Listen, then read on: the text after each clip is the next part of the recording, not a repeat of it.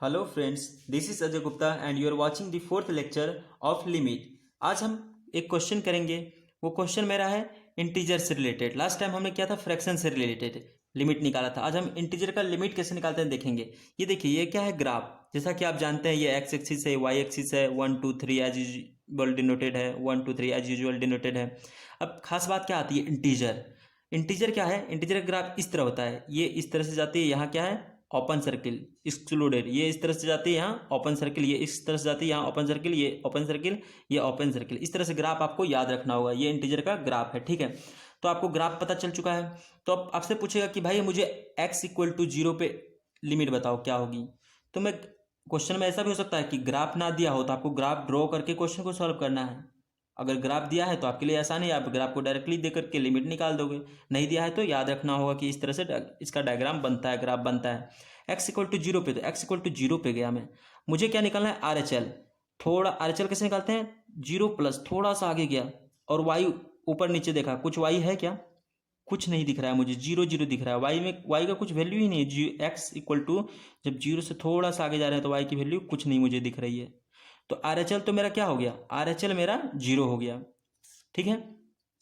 L H L जब हम निकालेंगे तो 0 से थोड़ा सा 0 माइनस गए, 0 से थोड़ा सा पीछे आए तो मुझे दिख रहा है क्या, यहाँ क्या दिख रहा है, ग्राफ देखिए वाई पे क्या आपको दिख रहा है। जब एक्स पे 0 से थोड़ा सा पीछे जा रहे हो, 0 से थोड़ा सा कम हो रहे हो तो वाई पे क्या दिख रहा है आपको, -1 दिख रहा है। तो एल एच एल बराबर क्या हो गया, -1। तो आर एच एल मेरा 0 और एल एच एल -1 क्या दोनों इक्वल है, नहीं है, तो लिमिट विल नॉट एग्जिस्ट। अगर इक्वल होती तो क्या कहते हैं हम, लिमिट एग्जिस्ट करती। इक्वल होने के बावजूद भी एक कंडीशन और चेक करना होता है, क्या क्या फानाइट है। अगर फानाइट है और R H L L H L equal है तो क्या होगा, लिमिट एग्जिस्ट करती है। लेकिन यहाँ पे हम जब इक्वल ही नहीं तो क्या बोलेंगे, लिमिट विल नॉट एग्जिस्ट। चलिए दोस्तों, अब हम बहुत ही बेहतरीन कंसेप्ट सीखेंगे, हाईली कंसेप्चुअल। लेकिन आप घबराना मत, मैं आपको हर एक पॉइंट क्लियर करते चलूंगा। अब कुछ कंडीशन बताऊंगा, फिर उसका एग्जाम्पल समझाऊंगा, डेरिवेशन समझाऊंगा। कंडीशन क्या है, लिमिट h टेंस टू 0 पे, ये क्या है फ्रैक्शन है। अगर h क्या है, और h क्या है मेरा स्मॉल पॉजिटिव नंबर, और ये क्या है, ये डायग्राम देख रहे हो आप फिगर, ये क्या बता रहा है फ्रैक्शन को। तो लिमिट h टेंस टू 0 पे ये फ्रैक्शन अगर किसी नंबर का दिया रहे, अगर h बहुत छोटा क्वांटिटी है तो क्या हो जाएगी वैल्यू 0।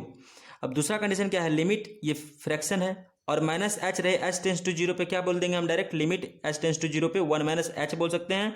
h टेंस टू 0 है तो ये तो 0 हो जाएगा, क्या हो जाएगा 1, तो इसकी वैल्यू क्या हो जाएगी 1। और लिमिट h टेंस टू 0 पे ये क्या है, अभी समझाया मैंने, इंटीजर का पार्ट है। इंटीजर h का क्या हो जाएगा 0, ठीक है। चौथा कंडीशन क्या है, लिमिट h टेंस टू 0 पे ये इंटीजर और -h अगर अंदर में है तो क्या हो जाएगी इसकी वैल्यू -1। चलिए समझते हैं, चलिए मैंने इस कंडीशन को पिक किया, ठीक है। अब कोई भी नंबर कैसे बना होता है, या तो उसका कुछ फ्रैक्शन पार्ट होता है, कुछ इंटीजर पार्ट होता है, दोनों को जोड़ देंगे तो क्या हो जाएगा, वो नंबर बन जाएगा, ठीक है। तो हम चलते हैं, जैसे मान लीजिए 1.9 में इंटीजर क्या है, 1.9 अगर आपसे कोई दिखे तो 1.9 में 1 क्या है, इंटीजर है, 1 इंटीजर है और 0.9 क्या है, फ्रैक्शन है। तो यहाँ पे क्या हो जाएगा 1.9, कब होगा, जब इंटीजर 1 और फ्रैक्शन 1.9 को जोड़ेंगे, 0.9 को जोड़ेंगे तो 1 और 0.9 को जोड़ेंगे तो यहाँ क्या बन जाएगा 1.9। तो ऐसा हम लिख सकते हैं। तो इसको मैंने इधर रख लिया और इसको इधर माइनस में भेज दिया, तो x माइनस दिस। अब मैंने x, हर जगह x है तो x को मैंने क्या किया, -h से रिप्लेस कर दिया, तो क्या हो गई वैल्यू, यहाँ भी -h, यहाँ भी -h, यहाँ भी -h। अब यहाँ -h है और यहाँ माइनस है, और -h का मुझे पता है कि ये वाली कंडीशन को हम कैसे रिप्लेस कर सकते हैं, इस तरह से रिप्लेस कर सकते हैं। तो 1 - h से रिप्लेस कर दिया, तो अब क्या हुआ -h और माइनस टाइम 1 तो क्या होगा -1 प्लस h, तो -h और प्लस h कैंसिल, तो बचा क्या -1। क्या प्रूफ हो गया कि हम इसको ऐसे वो -1 लिख सकते हैं। चलिए मैं और भी क्लियर करता हूँ आपको एग्जाम्पल के थ्रू। ये क्या है अपना, ये देखिए एग्जाम्पल मैंने लिया है क्योंकि एक्स वाई जेड मुझे समझ नहीं आता भाई, एक्स एंड वाई वेरिएबल्स में समझ में कम आती है स्टूडेंट को, और मुझे तो नंबर में ज़्यादा समझ में आता है। सर मैं नंबर के थ्रू आपको समझा रहा हूँ, ठीक है। जैसे कि ये देखिए एच मैंने क्या बोला, स्मॉल पॉजिटिव क्वांटिटी, क्या स्मॉल है, बहुत ही छोटा है भाई। एक में क्या है, कितना है, बहुत छोटा क्वांटिटी, 1.0001 बहुत छोटा क्वांटिटी है, और इसके आगे ये लगा है तो इसकी ये क्या है, एक फ्रैक्शन है। अगर आपको फ्रैक्शन नंबर का अगर फ्रैक्शन पार्ट पूछे तो वो खुद हो जाएगा। सपोज 0.5 का फ्रैक्शन बताओ मुझे, आप क्या बोलोगे, सर 0.5 ही होगा। क्योंकि 0.5 एक खुद फ्रैक्शन है। और इसके लिए मैंने क्या बता रखा है, अगर इस तरह से अगर माइनस स्मॉल क्वांटिटी और फ्रैक्शन पार्ट पूछे तो क्या बोलेंगे। ऊपर आप देख पा रहे हो क्या बताया था, ऊपर 1 मिनट देखो आप, ऊपर क्या 1 माइनस एच, ये वाला कंडीशन है ना, स्मॉल पार्ट अगर फ्रैक्शन में हो और स्मॉल नंबर हो तो 1 माइनस एच। तो मैंने क्या करा, यहाँ देखिए मैंने 1 माइनस एच कर दिया, 1 माइनस ये एच ही तो है, एच कर दिया तो ये क्या आ गया 0.999। ठीक है, ये कितने के इक्वल है, देखिए ऑलमोस्ट 1 के इक्वल है, क्योंकि ये ऑलमोस्ट 0 के इक्वल जब जाएगा, ये टेंडिंग वैल्यू बता रहा हूँ, एक्चुअल वैल्यू नहीं बता रहा हूँ, टेंडिंग, एक्यूरेट वैल्यू नहीं कि 1 होगा तो 1 होगा। Tends to, when H tends to 0 then ऐसा हो रहा है, जब ये 0 हम मान सकते हैं कि ऑलमोस्ट 0 के आसपास है, तो 1 में से कुछ नहीं घट रहा है, तो ये क्या है 0.999, इसका मतलब ये ऑलमोस्ट क्या है 1 ही है।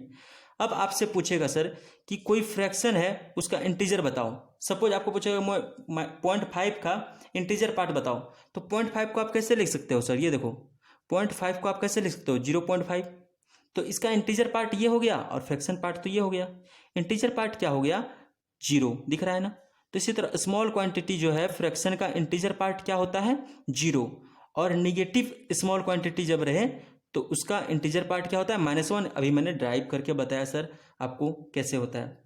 तो चलिए अब एक नया कॉन्सेप्ट सीखते हैं, ठीक है, बिल्कुल नया, बहुत ही मजेदार है, एग्जाम में बहुत हेल्प करेगा आपको।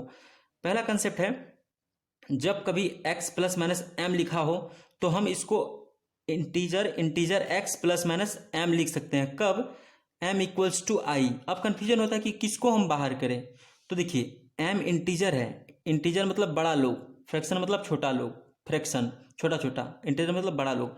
तो ये क्या कहेगा, दोनों डिस्कस करेगा, मालिक आप बड़े हो आप ही बाहर चले जाओ, ये क्या कहेगा, मालिक आप बड़े हो आप ही बाहर चले जाओ, आप ही खुश रहो, पूरी दुनिया घूमो, मुझे मेरे घर में रहने दो। ठीक है, ये साइन एज इट इज रहेगी, कब, जब m बिलोंग्स टू आई। ऐसा हम लिख सकते हैं, इसको ऐसा लिख सकते हैं।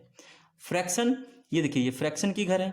अब फ्रैक्शन जब आएगी तो मुझे क्या कंडीशन होती है, जब इस तरह से लिखा हो और m बिलोंग्स टू इंटीजर हो, तो ये m कहेगा अरे भाई छोटा सा घर, ये देखिए फ्रैक्शन क्या हो गया, छोटा आदमियों का घर, तो फिर ये क्या कहेगा, ये भाग ही जाएगा वहाँ पे, वहाँ से छोड़ के भाग जाएगा, गायब हो जाएगा, कहेगा मैं छोटे लोगों के घरों में नहीं रहता हूँ। तो ये क्या हो जाएगा, ये यहाँ से देखिए गायब हो जाता है। यानी ये अगर कहीं लिखा हो और ये फ्रैक्शन पार्ट दिया हो तो ये डायरेक्ट हम इसको ऐसे लिख सकते हैं, कब, जब m belongs to integer. m क्या कहेगा, भाई मैं बड़े लोग हूँ, मैं छोटे लोगों के घर में नहीं रहता हूँ, ये गायब हो जाएगा डायरेक्ट। आई थिंक ये ट्रिक आपको बताया बस याद करने के लिए, आप अपना भी ट्रिक कुछ बना सकते हो। आई थिंक आप लोगों को समझ में आया होगा, अगर समझ में आया तो लाइक कीजिए, शेयर कीजिए, सब्सक्राइब कीजिए। बहुत बहुत धन्यवाद।